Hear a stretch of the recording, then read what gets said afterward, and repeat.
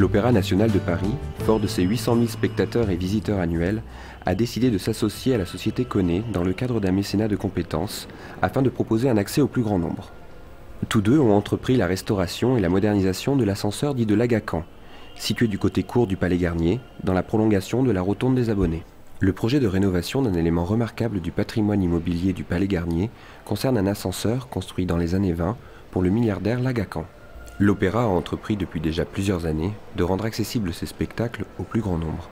D'une part, existait le souhait de Koné d'établir un partenariat culturel tout en développant l'accessibilité. Et d'autre part, l'Opéra de Paris qui recherchait un partenaire privilégié, expert dans les métiers des ascenseurs. Koné l'accompagne alors dans la conception technique et le financement d'une opération qui permettra une plus grande accessibilité et qui s'inscrit dans le programme global de rénovation du Palais Garnier. Ce projet est tout à fait symbolique de notre activité. Et Koné, bien sûr, est un acteur de l'accessibilité, d'abord par ses produits, des ascenseurs, des escaliers mécaniques, mais aussi des portes automatiques. L'ancien ascenseur était un ascenseur qui était ce qu'on appelait hydraulique, donc qui était mu par un vérin hydraulique. L'eau était mise sous pression par un système de pompe qui permettait à la cabine de monter. Et lorsque l'on ouvrait les vannes, par gravité, la cabine redescendait. Il desservait 6 niveaux avec une course de 30 mètres.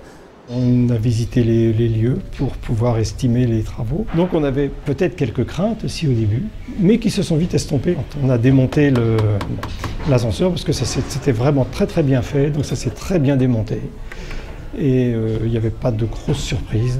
On a pu restaurer aisément, refaire les parties de bois qui étaient endommagées et puis décaper entièrement et refaire la teinte et le vernis. On a obtenu le résultat que souhaitait avoir l'architecte.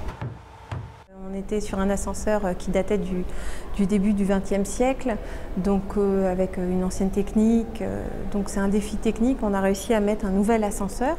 Le mécénat de compétences, c'est l'idéal parce qu'en fait, on se retrouve avec des professionnels. Il y a une connaissance du sujet. Ça fait gagner beaucoup de temps au niveau du projet, des enjeux, au niveau des contraintes. Ils arrivent clairement à cerner quelles sont les contraintes de l'opéra. Pour l'installation de tout ce matériel, la cuvette, le sol de l'ascenseur a été refait.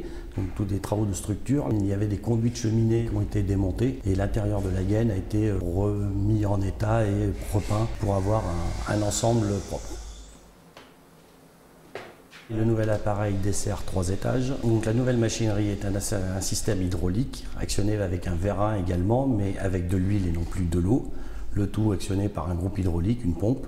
La nouvelle technologie hydraulique permet une meilleure précision d'arrêt dans le cadre de cet appareil qui est destiné à l'utilisation par les personnes à mobilité réduite. C'est un défi technique, on a réussi à mettre un nouvel ascenseur tout en gardant en fait l'aspect esthétique d'origine.